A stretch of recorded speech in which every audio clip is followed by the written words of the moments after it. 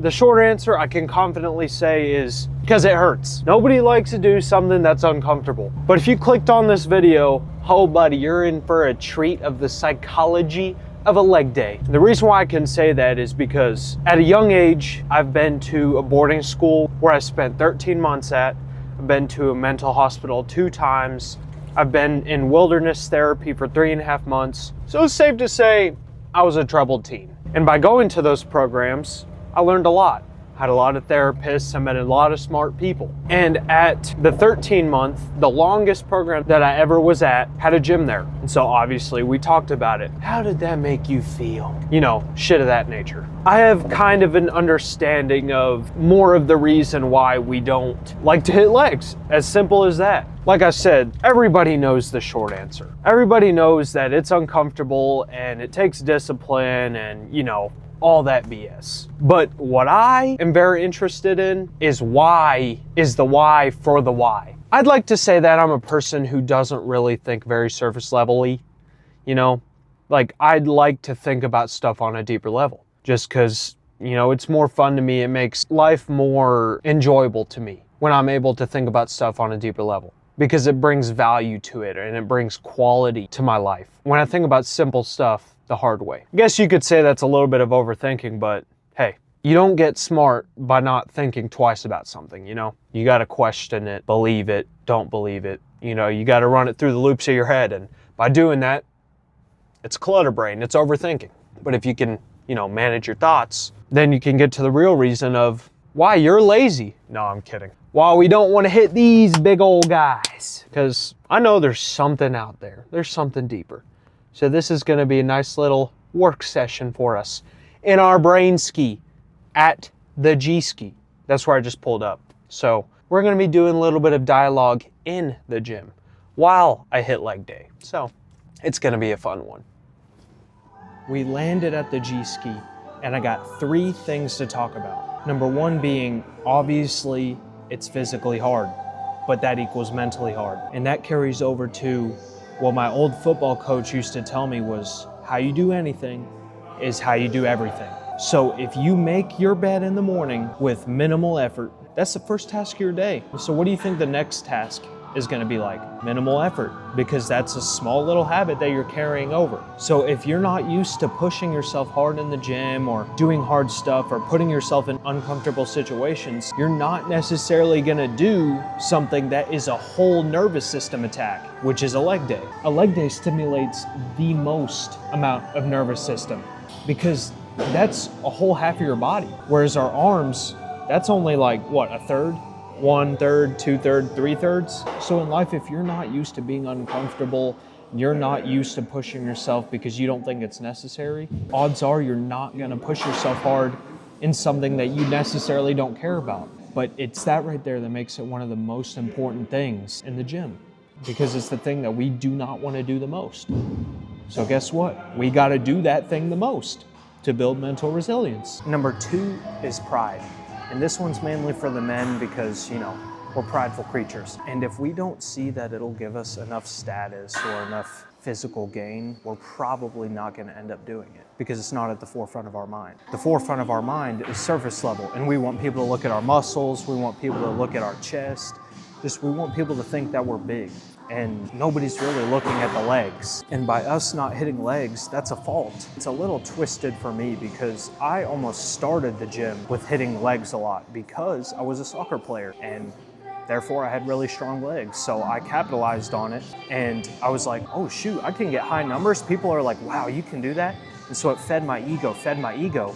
Whereas most guys get in the gym and they do their upper body, they go for the bench press, they go for the deadlift, they go for high numbers because we want to be able to say we can lift it and you can't. That's why I'm talking about legs more, is because it resonates more with me because I was egotistical when it comes to legs because I squatted more than most people when I was in like middle school and, you know, high school and stuff, but now it's more of I don't really want to do it because I want to build the upper body like, you know, the prideful self does. Then again, when I say this, there's nothing wrong with hitting your upper body and being confident in what you've built, but when you're doing it only for other people to look at you, that's when you need to check yourself. And number 3 is insecurity. Most men are insecure about their legs, really just insecure about their bodies. And that's why we don't talk about it. You might have a bloody nose, we don't talk about it because snotty nose. If we talk about it, I definitely do, because it looks like it's cold outside to each other. So we don't even bother to try and even work on it. You know, because the first step to change is admitting you have a problem. And you have to admit you're insecure. So we don't admit it because we don't want other people to think we're sensitive. So we don't bother and try and even work on it. That's one of the biggest faults in guys, and it comes from many different roots. Like, it isn't just one thing. Like, we aren't just insecure about our bodies. There's reasons why that we're insecure. And I mean, this goes for men and women. I mean, it's obvious that we're not just insecure because, oh, we don't like the way we look and we compare it to other people. It might have been because we didn't get loved enough as a kid, or it might have been that we got made fun of. You know, there's many different reasons. So that also ties into, you can't really judge somebody just because of the way they look. The gym is somewhere where it can be very beneficial, but it also can stem into different evil ways, because you could get really egotistical or really self-conscious about the way you look. Like, it's more about bettering yourself every day and showing up and doing something that you're uncomfortable with. And uncomfortability is ugly. Like, change is ugly. It's not all pretty. Hitting legs is an ugly sight. Veins popping out of the neck. You might have a bloody nose. You might get snotty nose. I mean, I definitely did, because I mean, it's cold outside. Doing hard stuff is ugly as shit. You know, it's not pretty. Once you accomplish it, oh, it's amazing. But to get to that point, oh, buddy, it's ugly. So tying it back to the insecurity part, by working on your insecurities and actually talking about them, brings it to light. And you know, germs die in the sunlight, germs die in the warmth. So don't let it sit and fester. Be confident in the way you look. Whether you wear a hoodie all the time, whether you keep your shirt on at the pool, whether you do all the things to cover yourself up. The reason why I say this is because I used to do all of them.